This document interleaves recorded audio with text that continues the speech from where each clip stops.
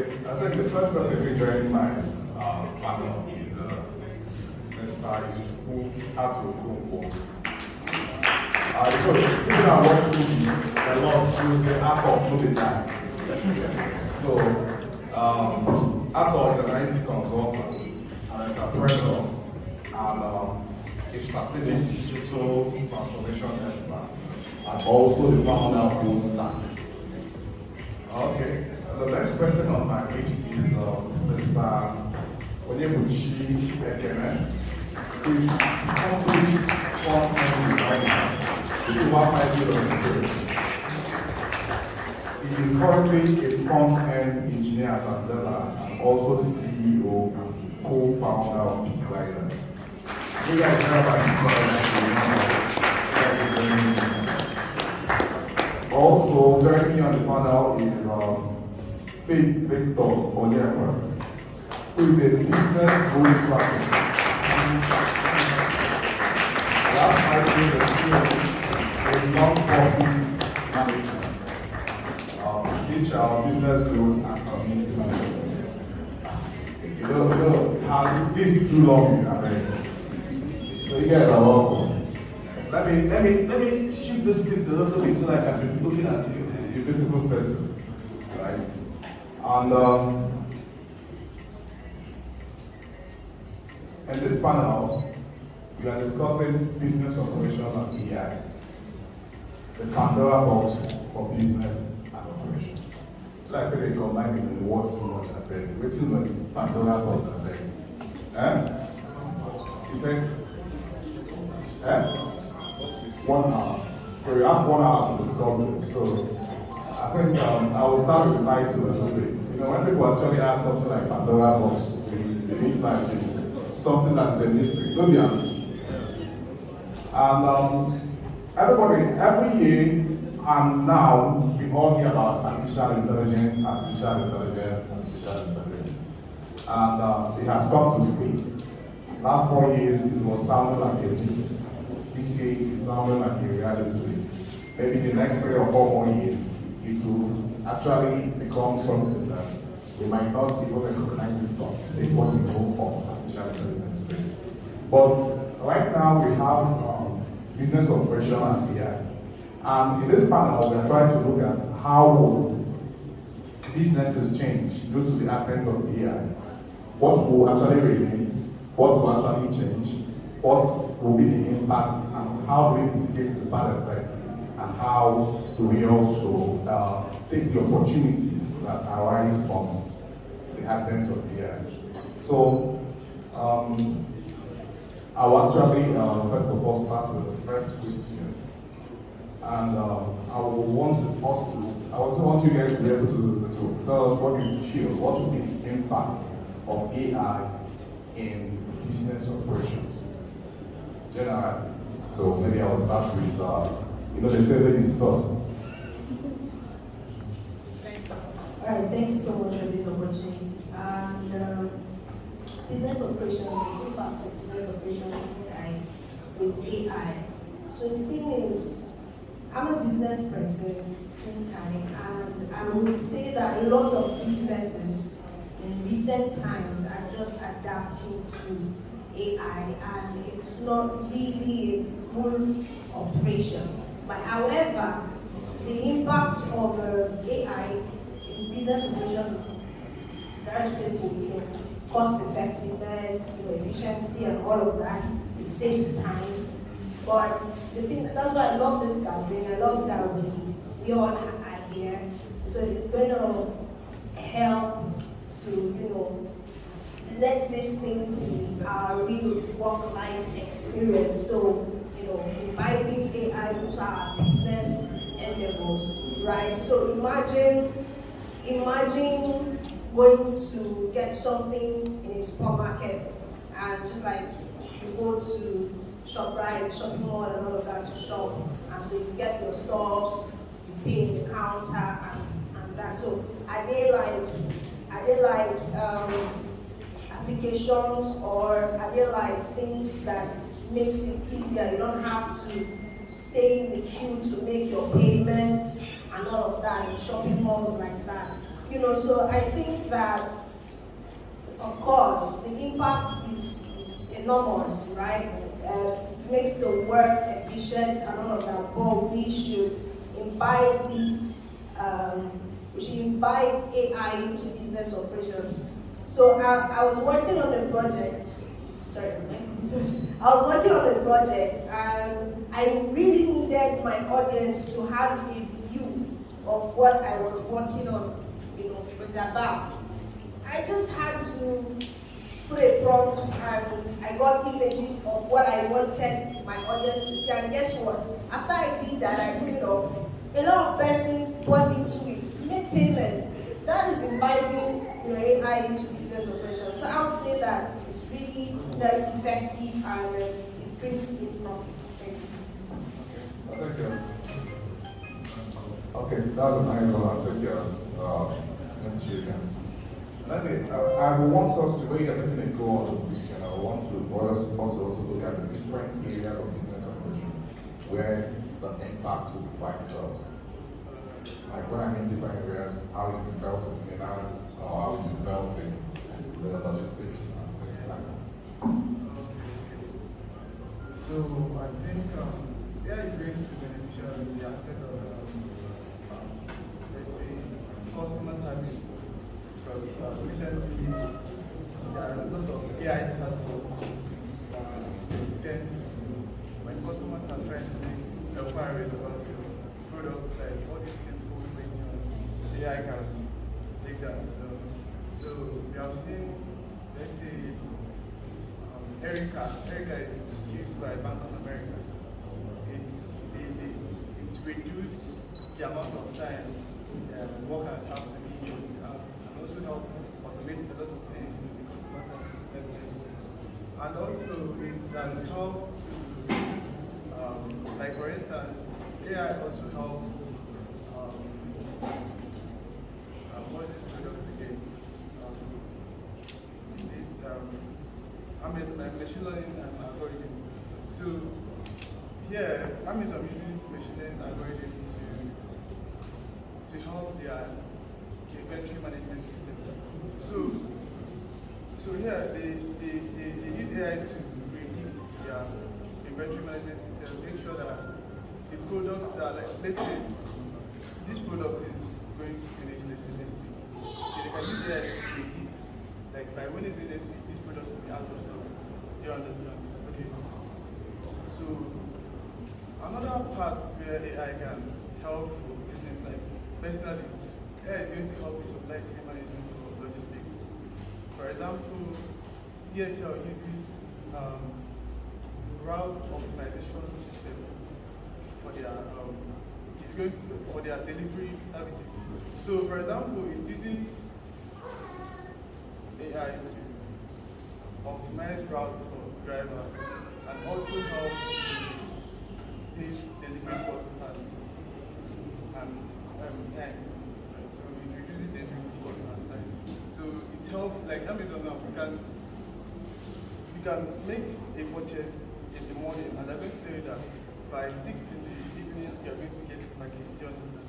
And they do that with AI. For example, if you're about to purchase an item on Amazon, let's say it's in your cart, right? They will tell you that purchasing this item by 9 a.m. in the morning, like from 9 to 10 or 9 to 11 you're going to get it by 6.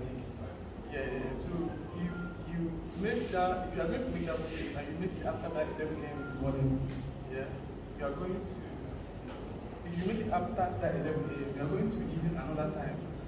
Do you understand that this package is going to get, this is where they achieve their same day delivery. I don't know if they use that to make sure that their packages get to their customers fast because they have implemented a whole lot of things behind the scenes. So it helps a lot for business operation and supply chain management. So I think another place that people it can solve business issues is in AI predictive maintenance. AI predictive maintenance. This is used by companies like Siemens in Germany. Things like this help businesses to know the the status of their equipment, and it reduces the downtime and failure by maybe 20%. Because if you have an AI that tells you that this is bad, right, you have to work on it. Do you understand? So it's going to help you. You don't have downtimes in your system. I mean, when you are loading servers with lots of requests, and this thing has less hardware to maintain this thing, it's going to tell you upfront. Do you understand that what's going on, and this is going to affect the system? Okay, that's fantastic what you have said so far. The different areas where AI can help us in different operations. Mr. Arthur, you know you are an Enugu guy, and you have been helping businesses all this. Okay. When we talk about AI, and it looks so much like a foreign concept sometimes. But I always want to ask this question: how will AI help the man that is selling akara in the streets?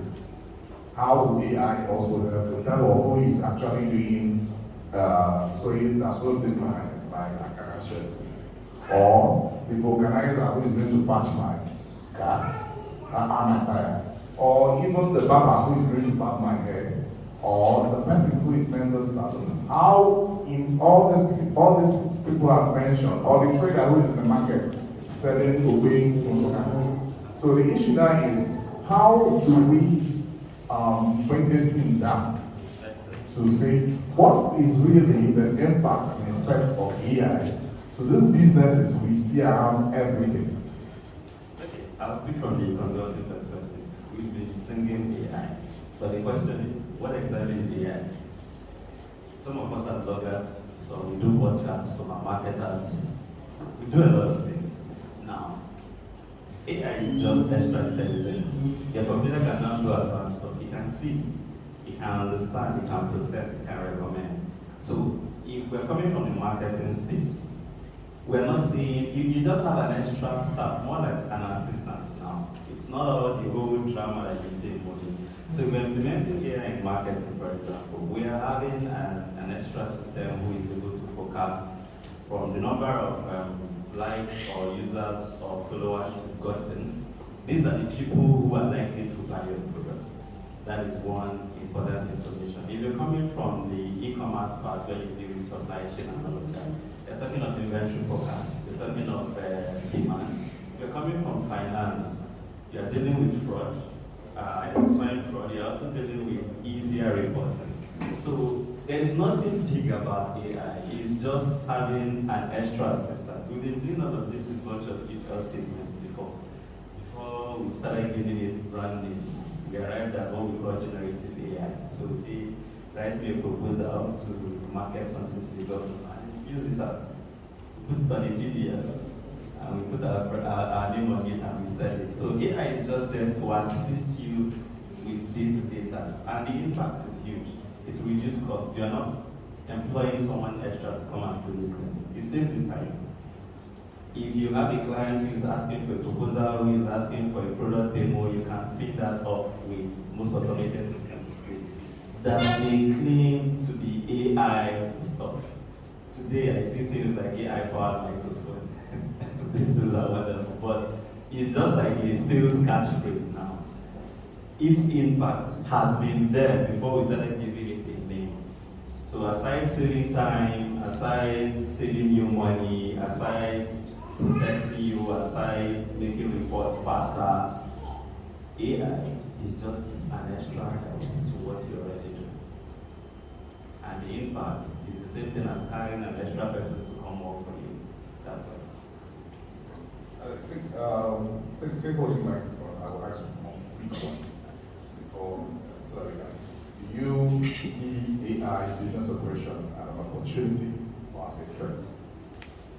And I want you to look at it in two ways.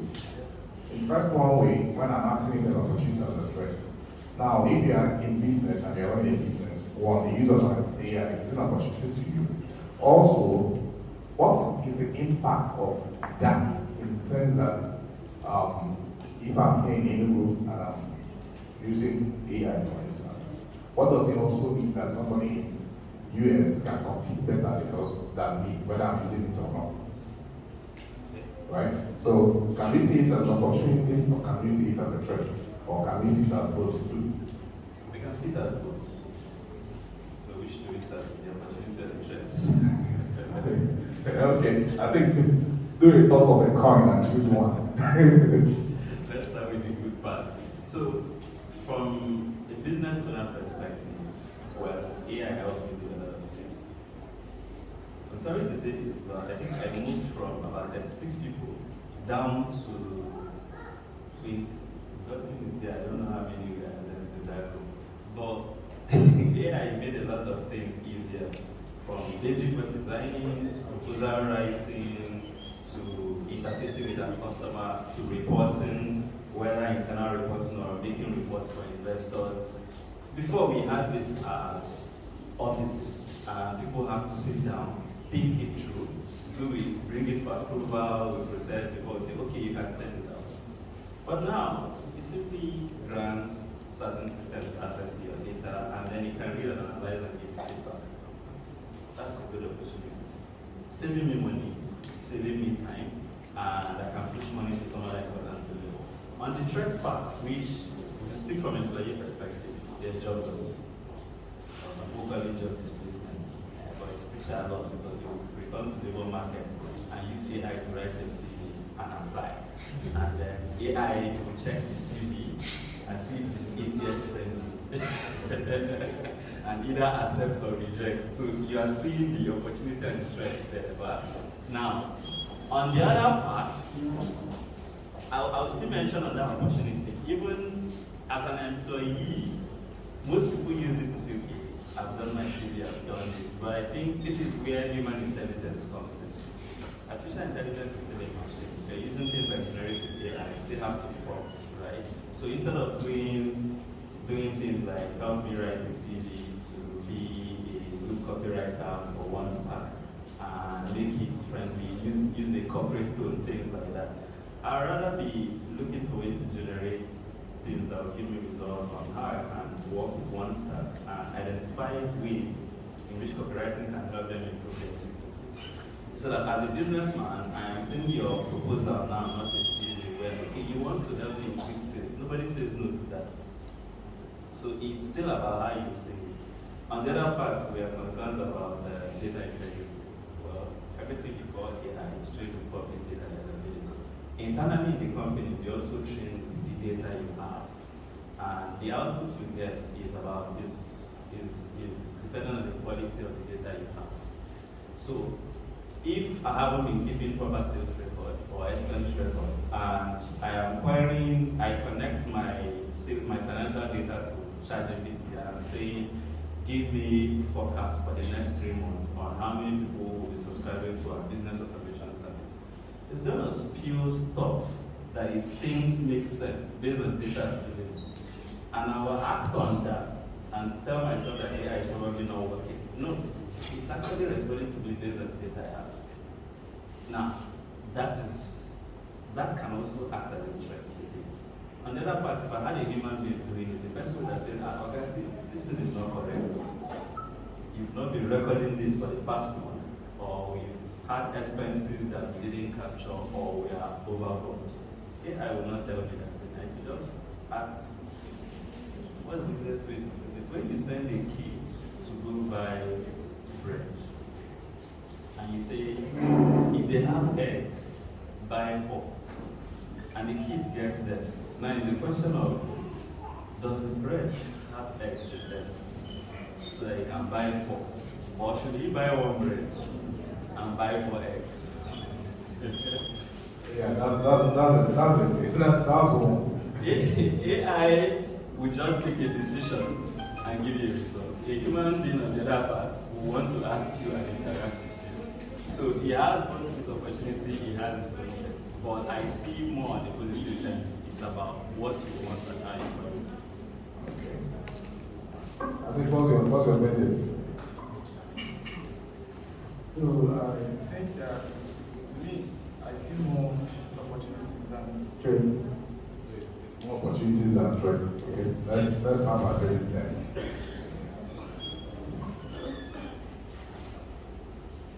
We all love to see the opportunities. That's the thing. We all love to see the opportunities. However, there are threats too. But then I would say that as individuals, if we develop our capacity in such a way that with the AI, you can also be very relevant. So the threat will not affect individuals and outcomes, right? But yes, there are threats. You cannot keep a blind eyes to the threats. Imagine using ChatGPT to copyright as a job. The copywriter, they don't need a copywriter anymore. However, there are copywriters that are bad. Their headings should give you profits. So it's what it is. You said there, okay. You want to go answer it? Elaborate on this. Okay. Because I think it's very important. Because like me, I'm the CEO of Pickriders, and so far I haven't seen the need to hire a lot of people during this digital age. This AI advance, I've been able to do a lot of things on my own. You understand? Down to social media management, content writing, a lot of other things. Right? So this advent of AI is going to bring more opportunities to business. Just that there are some repetitive tasks, time-consuming stuff that businesses do usually at a higher level. So it's going to increase efficiency. And another important sector is the trade side, right? It's important because people tend to overlook the fact that if we continue to go down this route, upskilling and reskilling our employees, we are going to cause massive destruction of ourselves because employees need to be reskilled, right? And make sure that these people are going to be able to learn skills that are going to help them to work with AI technologies. Because companies like AT&T, for example, they are investing on reskilling their employees and stuff so that they can be able to work with AI in the future. Do you understand? I think there is also a part where I wanted also to highlight. Yeah? Everybody is discussing more threats to the business,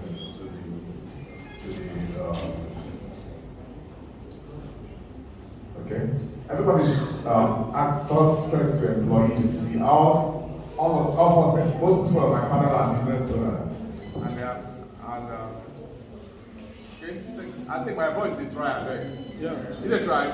Yeah. Okay, so most of people are business owners and they are saying threats are more on the employees. Everybody needs to reskill and skill and things like that. And also, but when you look at it deeply also, you can notice also that even the business itself, that AI can threaten it.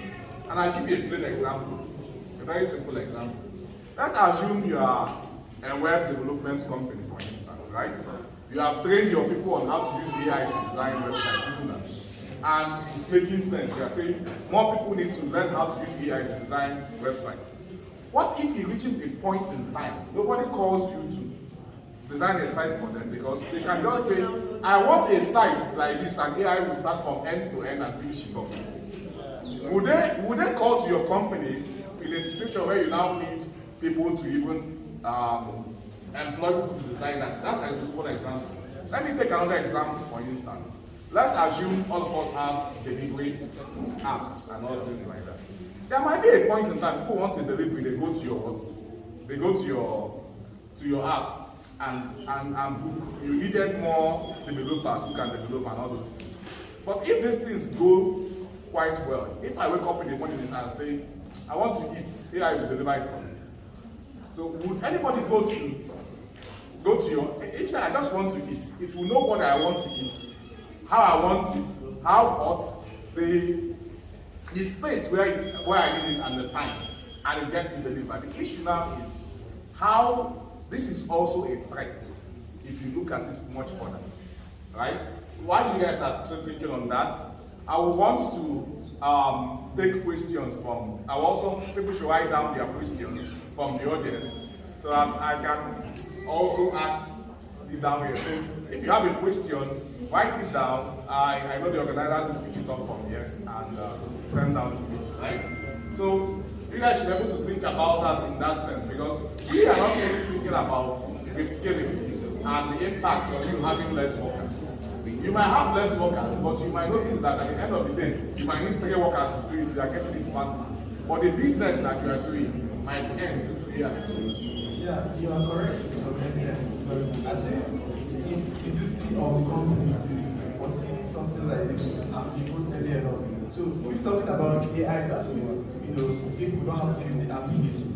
Along the line, if you meet the people like the companies that do this delivery business, will be able to come up with an AI that does this on its own. Do you understand what I'm saying? You also, one of the things you have to understand also, I'm not saying it's not physical, but I'm saying also that this whole stuff can move away in such a way that you might even have a delivery machine on their own for people, right? Yeah.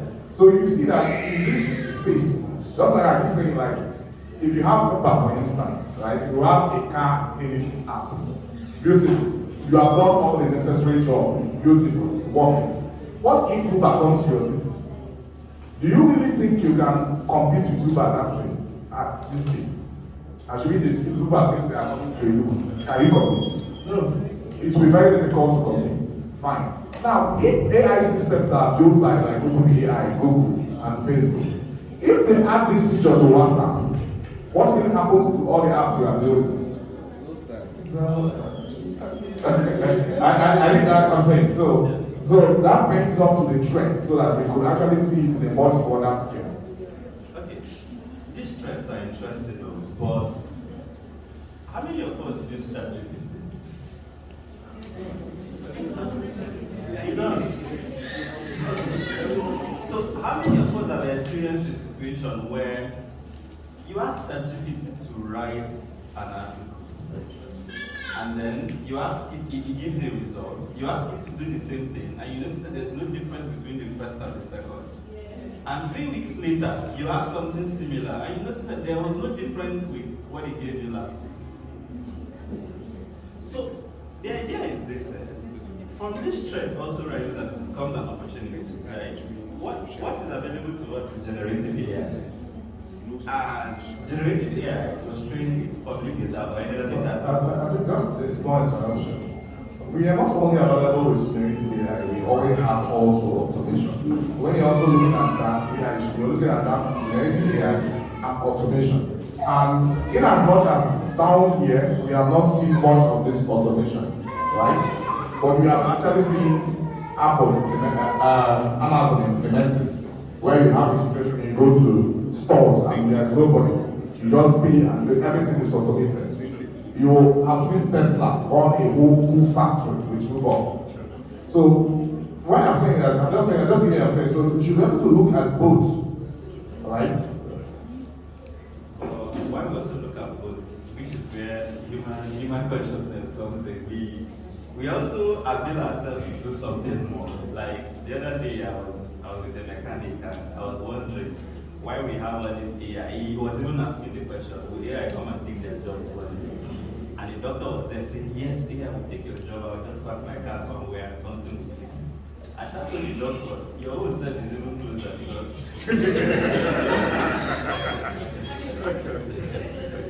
in advanced countries, there are heart transplants without much medical presence. But why that is still on the way, there's a lot of money to be made. For example, in the case of the mechanic, even if you have a simple AI that can use the engine sounds to tell the fault of the vehicle, it saves a lot of time already. Car companies can even adopt that or buy you out over time, which creates jobs, gives you money to maybe tomorrow start doing something AI cannot do. At least AI cannot organize a drinking party, or you can have a good time in the evening. So there are things AI cannot do. No, but there's also one other thing. Who knows? I think while we are saying you write that to pump ChatGPT gives you this information, remember these systems are still in the infancy stage. If you give it next 10 years, right, it should generate that same thing in 1,000 different ways. Because these whole stuff are also getting much and much more powerful. There are challenges ChatGPT 3, 4, 5. Maybe, who knows, maybe next 10 years they'll be ChatGPT 50. You can't understand, if you check the amount of the version, version 50. It's just parameters. So, however you want it to look, how you recognize parameters and things like that. A situation also, let me give you an example. Remember, you are prompting the AI right now. But how about a situation where the AI reads your thoughts now? For instance, you see, you don't need to prompt it again. As we are thinking. You actually prompting it. No, as we are thinking, you are generating data. So it is instantly. As we are seeing, you are generating data. So the amount of data that this AI will be trained on will be like a trillion times the amount of data is being trained right now. Now, as this happens, right?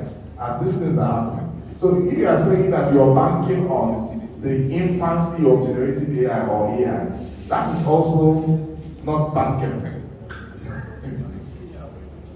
One thing, can we shift a bit from AI and look at it this way? Remember when we were using NITEC?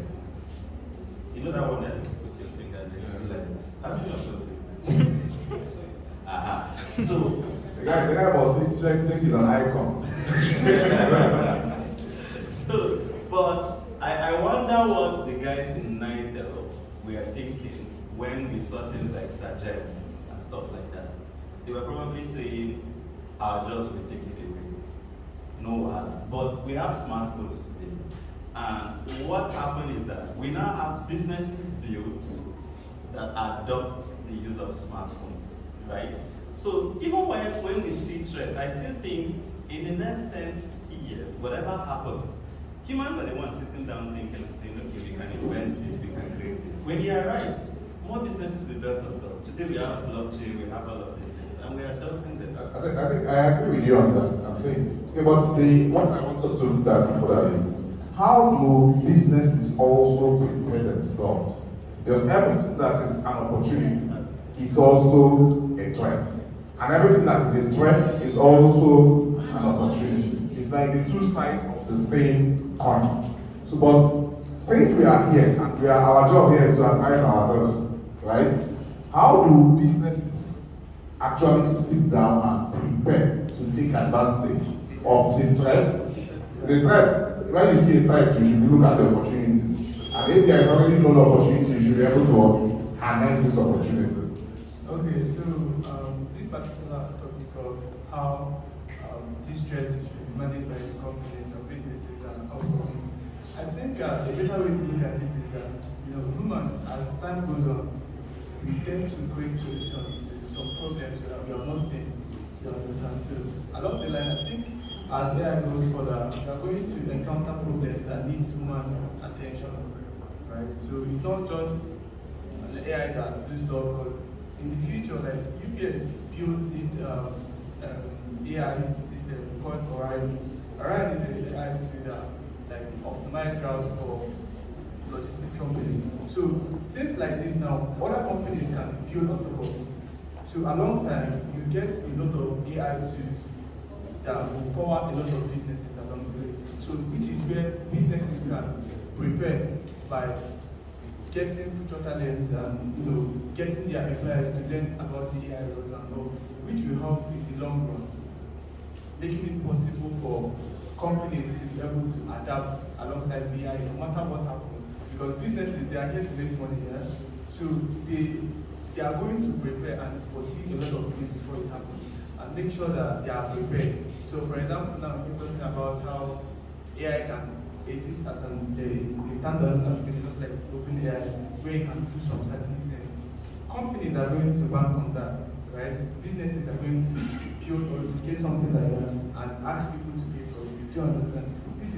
This is going to be let's say AI or kind of where there are a lot of AI vendors trying to build stuff that other companies are going to use. So it's not going to stop here. We are going to enter another era where they have a lot of AI tools and stuff where people can also build on those ones. Okay, you want to answer it? Yeah, very simple. So what I wanted to say is that you cannot be in a place where you cannot be in the problem and trying to solve the problem. So you have to go outside of the problem. What do I mean?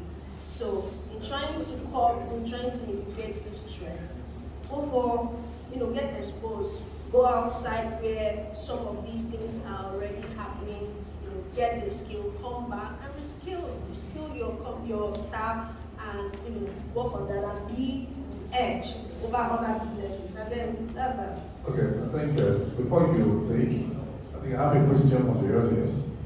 I won't read it out, I will try to paraphrase it. Okay, so on the topic of threats, what happens to intellectual and that is important. And this is the area we're discussing this.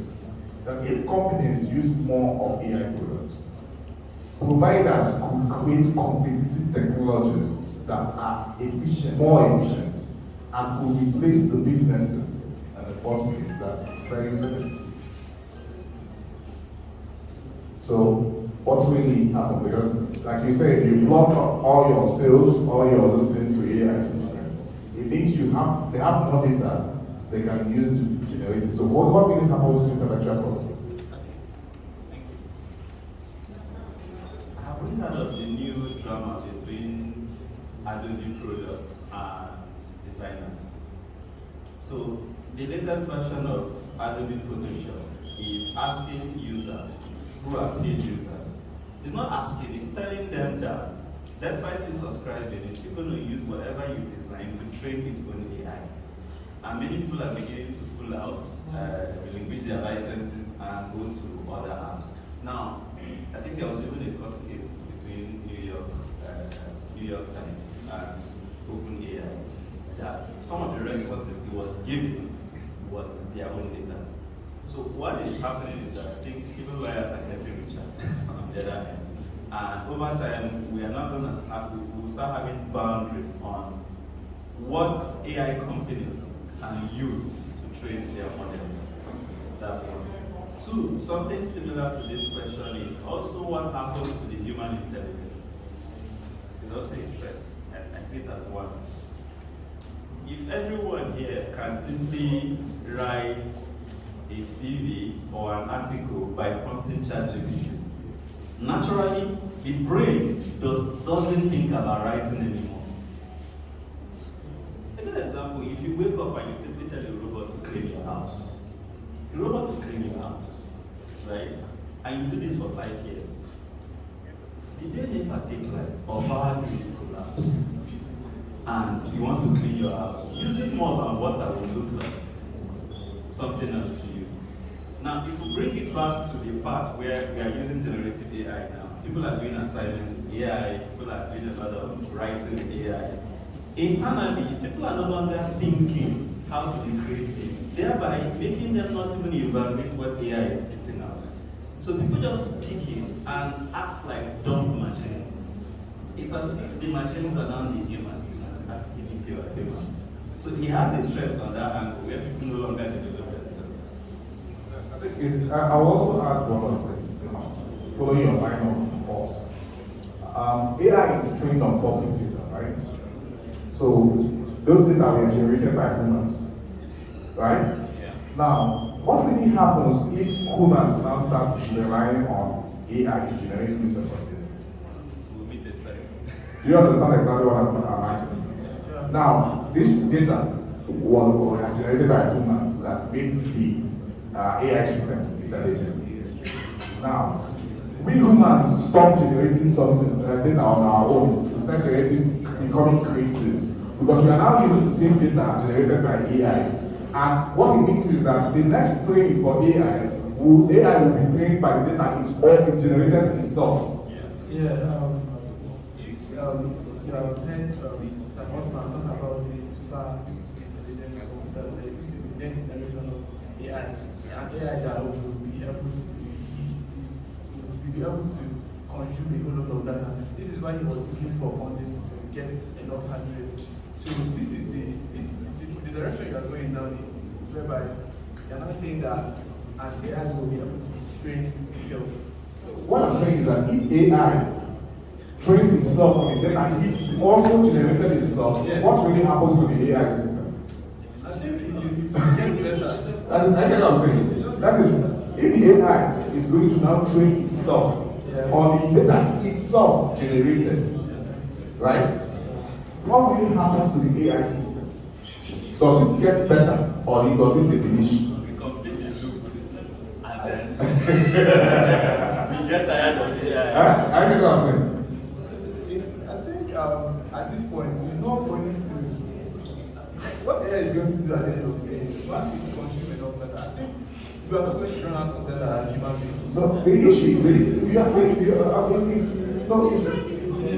that's an important question though. So let's leave it at that, so that we will actually take some of our final more questions from the group. Okay. So someone is asking, how will you predict life based on AI trends in the next 50 years? I think maybe that should be our final question. Okay. He asked, how will you predict life to be based on the AI trend in 50 years? Why AI? Everything will be hyper, you know? So everybody just have to develop themselves, right? And we're talking about vision here. We're talking about the next 50 years, so it's about vision. And then the AI is talking about data.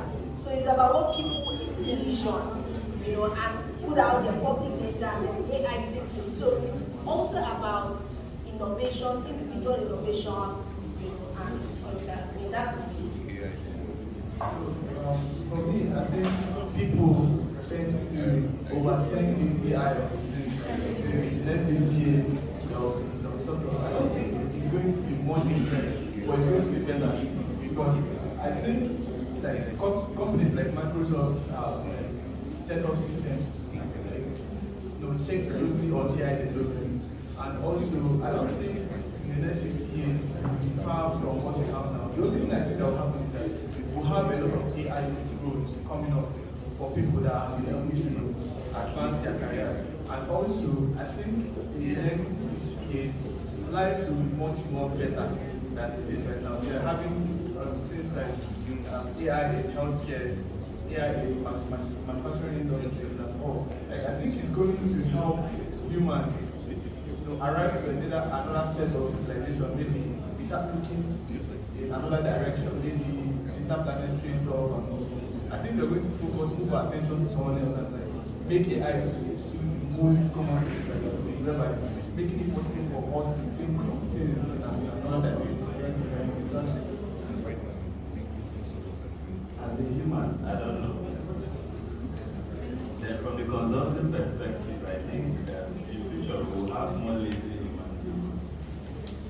That is what I think.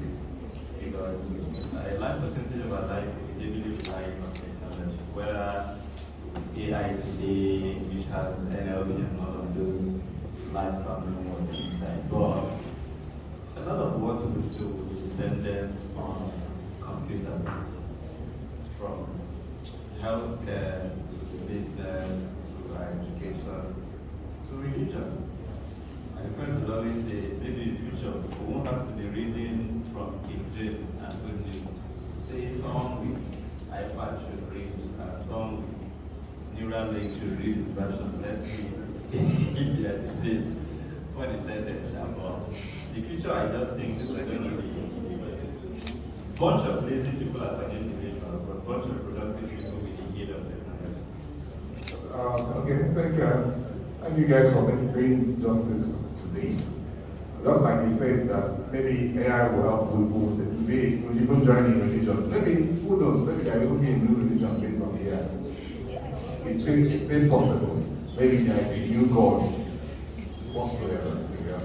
That is also one to mention. And just like you said, we are all humans. We can all make predictions, but that's just what's the best we can do. Thank you all for listening and joining us in this panel. I think at this juncture we should be able to stand up to the future.